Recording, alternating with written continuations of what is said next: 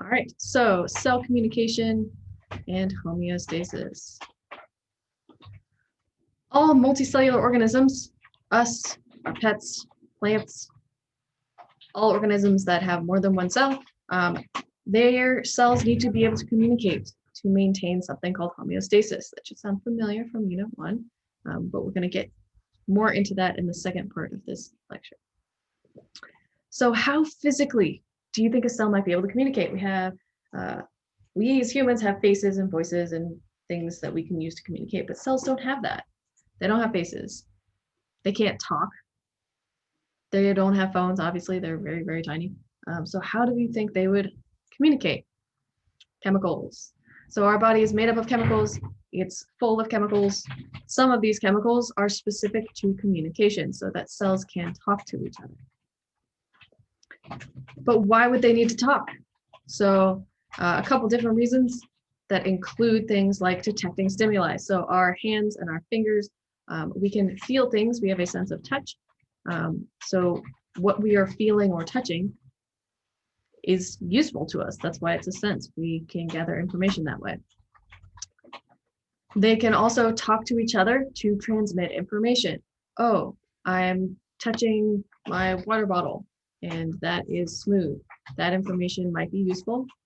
I'll send that information up to my brain or whatever, but that information about my water bottle's texture could be useful. So that information will get passed through our cells as they're communicating.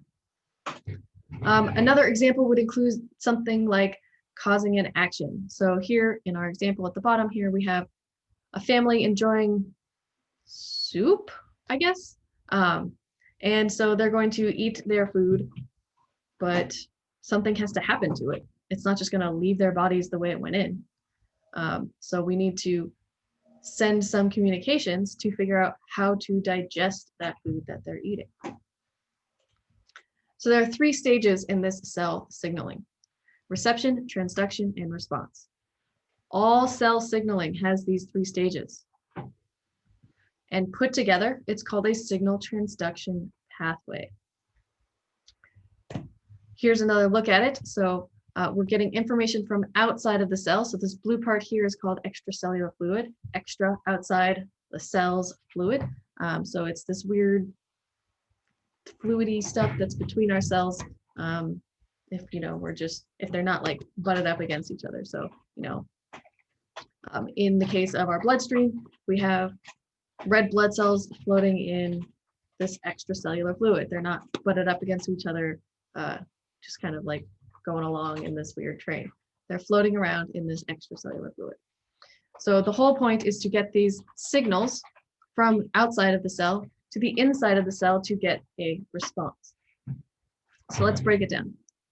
So step 1 is called reception. So we have our signaling molecule, which is this teardrop shaped pink thing. And it's always called a ligand, always.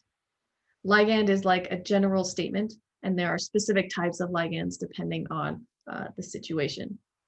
So we have this ligand, it's our signaling molecule, and it fits into a receptor that's in this plasma membrane of our cell. Sound familiar? Kind of like enzymes. Those enzymes take the reactants and the substrates and put them together, kind of like a lock and key induced fit model thing happening. Only certain ligands can fit into certain receptors. They have to be complementary, a lot like our enzymes. So signaling molecules are ligands. Ligands fit into receptors, which are in our plasma membrane of cells. Only certain ligands can fit into certain receptors, and only certain receptors can accept certain ligands. All right, so we fit our ligand into our receptor. It's receiving this information from the signal, and now we're going to go and take part in what's called transduction. It's a relay of information. So from outside the cell, we get this information from the signaling molecule, our ligand, and it's going to pass that information to the receptor. And then the receptor is going to pass that on to this first molecule, and then it's going to pass it on to another molecule and on to another molecule. And it's just sort of this relay chain reaction until we get into the cell. That leads to step 3 our response. So we have this information. What do we do with it? We need to respond. So could be a number of different things. It could be our ligand is saying, hey, we need to increase the number of this certain type of protein. We don't have enough to digest the soup we just drank. So we need more of these proteins. So it'll head over to the receptor, tell the receptor passes the message onto this transduction pathway. And that information will eventually get to, I guess, our nucleus, which will tell our ribosomes, hey, we need to make more of these proteins. And those ribosomes will work with our endoplasmic reticulum and our Golgi apparatus all the way through until we can make that protein and send it on its way to where it needs to go. Could also do something like, hey, we have some damaged cells over here. We need to start working on our cell cycle. We need to get into G1 phase, start our interphase so we can replicate, divide, and create more of these cells. Could be anything. So once again, our ligand, our signaling molecule, goes into our receptor, transfers information to our transduction pathway, relays information, chain to get to our response, the thing that needs to happen because of that signaling molecule. Here's another look at it. So here we have a cell on the left sending out these ligands to communicate with this middle one, our target cell. Notice how these ligands will fit inside this receptor in this lock and key model. That will lead to our chain and then finally to a response. On the far right, we have something called a non-target cell. This non-target cell doesn't have a receptor that complements our ligand, so it can't get the information from that ligand. Maybe it's not important to that cell type. Maybe it just doesn't need, doesn't need that information. It can't do what needs to be done. Here's a close-up look. I know this is getting repetitive, but sometimes repetition is the key to making it stick. So here's our ligand. It is circular in shape, and it's going to go into this receptor, which has a negative space that's complementary. It accepts the ligand, gets the information, passes it to the inside of the cell, relay onto our response. So we get a reaction from that ligand. All right, so now we know how it works, but what about getting all of these messages to our varying cells and organs and things like that? How does that work? Well, there are two general types of cell communication. Local, which means very close together, short distances, we're not going very far. And long distance signaling, like from my brain down to my large intestine. Something needs to be done. So we're going to send that signal a long way. If you're thinking about how big cells are, that's a long way. So we have short distances and long distances. In our local signaling category here, we have a bunch of different ones. So the first one is cell-to-cell contact. So something like our skin cells. They're very close together. They're pretty tight-knit. They're right next to each other. And these next door cells have things called gap junctions. These are little channels that connect our neighboring cells. This allows for really quick and easy exchange of signals. So, it just kind of goes right between, pretty straightforward. Hey man, neighbor over here just got cut open. We need to start multiplying to, replace those damaged cells. Great, we're gonna start mitosis. They can share that information fairly quickly. They're right next to each other. They have these gap junctions there. The next type is called paracrine signaling. So cells are usually pretty close together if they're not like right next to each other, like those ones we saw in the cell-to-cell communication. But like I said, as an example with the red blood cells, our red blood cells are not stacked next to each other. They're kind of floating around in this extracellular fluid. Here we have one cell in the middle. It's sending out all of these ligands. I don't know exactly why. Maybe it's starting to die and it's trying to send out these signals to say, hey, my cell type, we need to replace me. So start your division process. So it's sending out these signals a very short distance to other cells. So the one in the top left and bottom right, those are not necessarily target cells. They do not have those receptors to work with those ligands. They are not complementary. So those are not target cells. They're not going to get that message. Maybe they're not the right cell type. They're not going to be able to do that job that needs to be done. But up here in the top right, we have our target cell. Those ligands leaving the middle cell that's dying, they will be able to receive that cell's signal. In this case, I used cell death as an example. Maybe it's the right cell type as the one that's dying, and it can start its mitosis process to replace the dying cell. This is just a way for cells in an immediate vicinity to sort of coordinate their activities with their neighbors. Another type is called synaptic signaling. So if you think about the word synaptic, it sounds a lot like synapse. Synapses are connections that we make in our brain, like when we're learning something, when we make connections, those are called synapses. Synaptic signaling is using that word synapse to sort of indicate that it is a nervous system action happening here. Our brain, our spinal cord, and all of our nerves are part of the nervous system. So we're using the word synaptic to sort of tie into the whole nervous system here.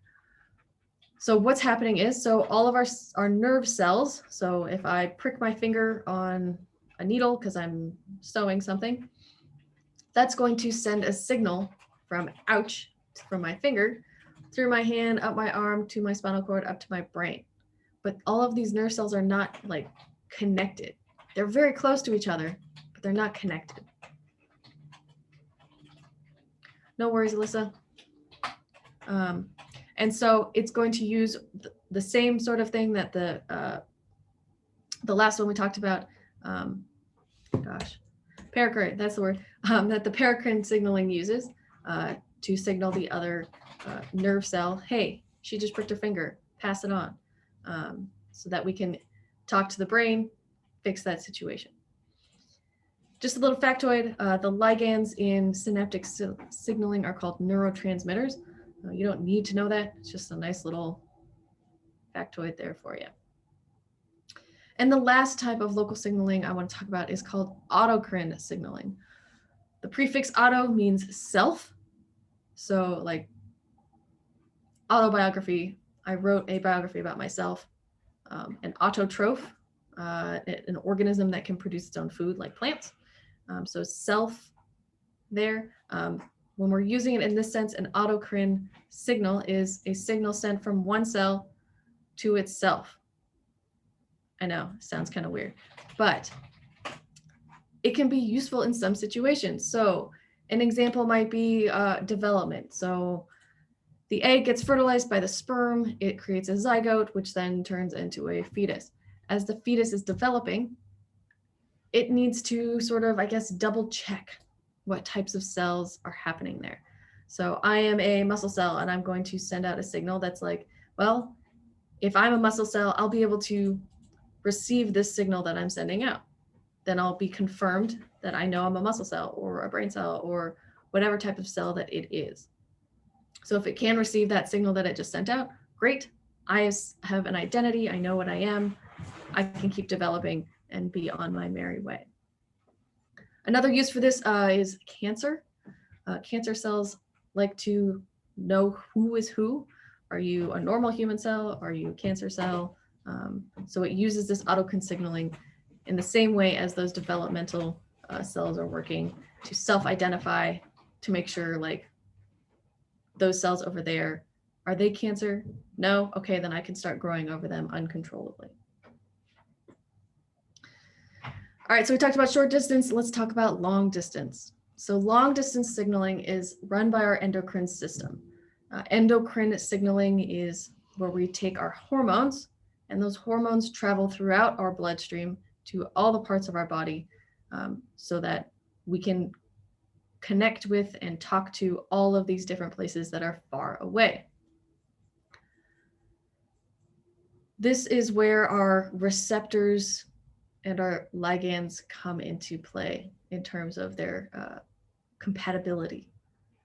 If I send out a hormone that says we need to start creating insulin because we just ate, my skin cells don't care. My skin cells are not part of my digestive tract.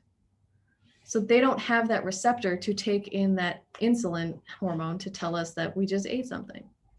So that's why some cells have very specific ligands and receptors for those ligands. May or may not be for that specific type of cell. All right, so we've learned about what's happening in the signaling process, but why is it important? Why do cells need to communicate? Homeostasis, maintaining stable internal conditions. As warm-blooded creatures, we have an extra homeostasis in trying to maintain our body temperature, as an example. And it goes through a very similar process as our cell communication, just on a more macro scale. So there are a couple different stages here. So first, a receptor, or a structure that takes in that signal, detects an imbalance. Then it will tell structures that can fix that, hey, something's up, something is not right, we're out of balance here. Here we have a guy running. When you exercise, certain things need to happen to maintain your homeostasis. So we are out of balance when we're exercising. Certain things need to happen to help put us back into balance. So we're out of balance. We send that receptor, that's the receptor receives a signal. It needs to send it to a control center. It can't interpret that signal. So we need something like the brain to figure out what that signal meant. In this image here on the top right, this guy has an ouchie on his fingy. Maybe he slammed his finger in the door, ouch. So it's that signal is sending a message up his arm and to the brain or his control center, which then needs to decide what to do about it. Then, after the brain figures out what to do, the brain needs to tell the rest of the body what to do about it. So we're out of balance. How do we fix it? This is called the effector. It's the thing that responds to that out of control or out of balance thing that's happening in our body. We need to go back to normal, our homeostasis state. So if we're thinking back to our guy that was running and exercising, he's probably getting hot. He's burning ATP, he's burning energy, he's getting heated. Well, our perfect temperature is 98.6 degrees Fahrenheit or 37 degrees Celsius. If he's creating more heat, he's going past our homeostasis. He's getting too hot. So to maintain our homeostasis, to get back to that good body temperature, he needs to start sweating. So we can get some evaporative cooling. We're going to cool off. We're not going to be as hot. We can restore that homeostasis of our normal body temperature. Our runner is probably also experiencing a faster heart rate. Well, when we run, usually we start breathing faster and our heart rate increases because as we're using our muscles, they're using up oxygen to create that ATP to give us energy to move. Without oxygen, we can't move as well. So we need to breathe faster to take in more oxygen. Our heart needs to pump faster to disperse that oxygen to our muscles so that we can continue our exercise.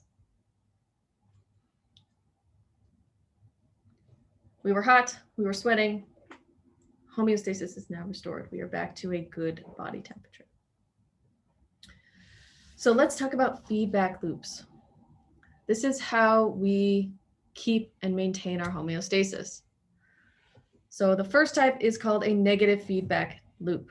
This is the most common type of feedback loop. These oppose the stimulus or the thing that is the imbalance.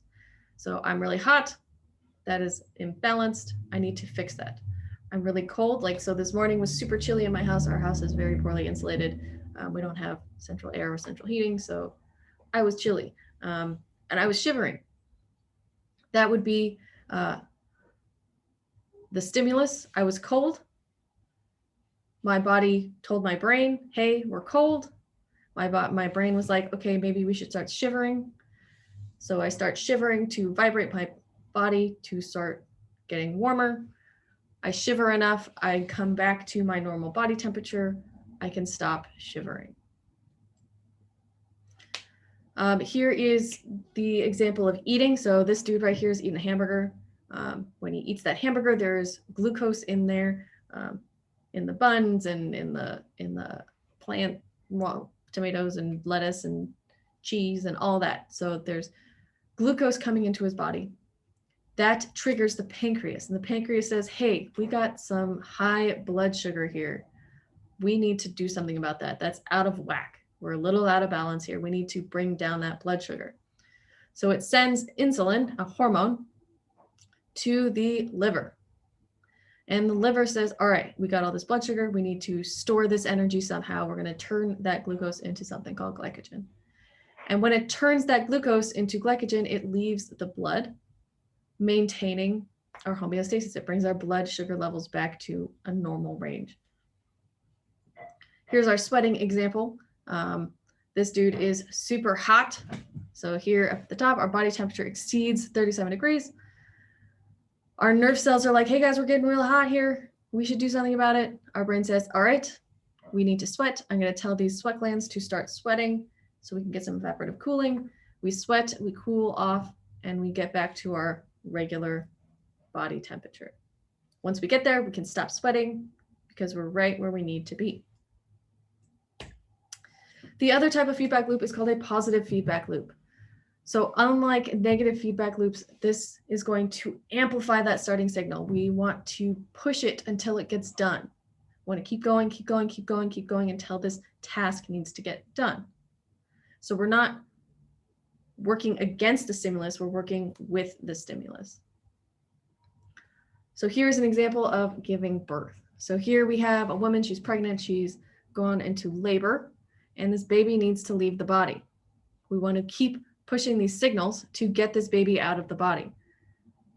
So the first thing that happens is the cervix, so this part right here at the top of the baby's head, it's feeling pressure because the baby needs to come out. It's too big. We got to get to labor, got to get it out. So that triggers the brain.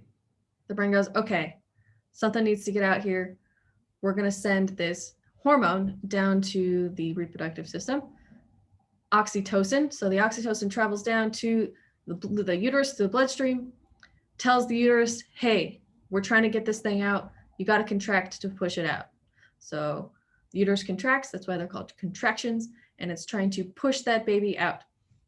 And as it contracts, it's pushing that baby's head up against the cervix, which then repeats the whole process. Sends a signal to the brain, release hormones, hormones get sent down to the uterus contracts, pushes the baby, pushes on the cervix, et cetera, et cetera. And this keeps happening and going until that process is over and the baby is finally born. So the positive feedback loop pushes and pushes and pushes until a task is done. It builds on that initial stimulus versus the negative feedback, which just wants to go back to maintain that homeostasis and then stop. My last example for you is a cut. So I cut my finger. I was cooking and the knife slipped or something. I don't know. My body wants to keep the blood inside. Blood outside the body is not good. So it triggers this feedback cycle, sends some signals. Hey, we're bleeding. We need to stop the bleeding. So the signal that's sent out is, hey, here's some chemicals that want to attract platelets. Platelets are these yellowy things here on the bottom that they stop up that cut to help keep the blood inside. And so this continues. We keep sending out those chemicals to attract the platelets to stop the bleeding until the bleeding is done. We're no longer leaking. We have stopped our bleeding process. So now our positive feedback loop can stop.